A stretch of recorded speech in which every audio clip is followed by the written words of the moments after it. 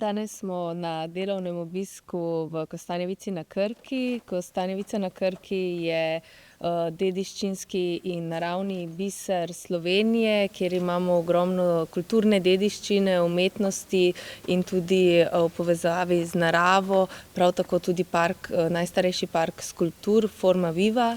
In najprej smo si ogledali most, ki se gradi in bo končan do maja, potem pa tudi brv, ki se prenavlja čez Krko v samostanu, kjer se nahajamo danes in kjer domuje Galerija Božidar Jakac, ki je po površini največja muzejsko-galerijska ustanova v Sloveniji.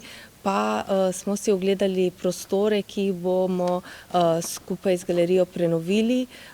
To so prostori zahodnega trakta, gre za 1000 kvadratnih metrov površin in tukaj se bodo prenovili prostore za namene razstave, tudi z vidikom dostopnosti. Načrtovano je dvigalo, ki ga sedaj ta kompleks, ki je pač samostanski iz 13. stoletja, nima. Gre za investicijo iz kohezijskih sredstev Nature 2000 in je v vrednosti 2.800.000 evrov. Letos pripravljamo projektno dokumentacijo, v naslednjem letu pa se bo začela prenova, ki bo končana v 2 letih. Že vrsto let pravzaprav zgodbe galerije gradimo celostno tukaj, poskušamo tudi kulturno krajino, kolikor se le da, vključevati v naše vsebine, kajti nekako smo prepričani, da je to pravzaprav eno in isto, da seveda mi kot specializirani muzej likovne dejavnosti v prvotni meri skrbimo za ta segment slovenske likovne dejavnosti med obema vojnama. Specializirano, po drugi strani pa se zavedamo, da se nahajamo v nekdanjem cistercijanskem samostanu in da potrebujemo interpretirati tudi dediščino tega.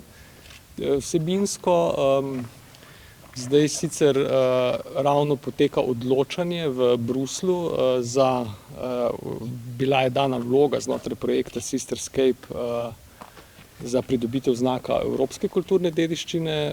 Trenutno potekajo odločanja in srčno upam, da se naslednji teden zopet slišimo, ko bodo rezultati objavljeni, da bomo imeli dobre novice.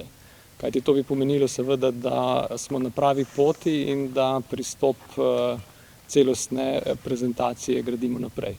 To je samostan, ki je bil desentraliziran, samostan, ki pravzaprav se postopoma že od povojnih časov počasi obnavlja. V njega je tudi potem vstopila galerija, ki danes tu domuje in upravlja s tem kompleksom, ki pa je v državni lasti. In seveda vsa vlaganja v to infrastrukturo so zelo draga in počasna in še v teh 50 letih pravzaprav niso bila končana.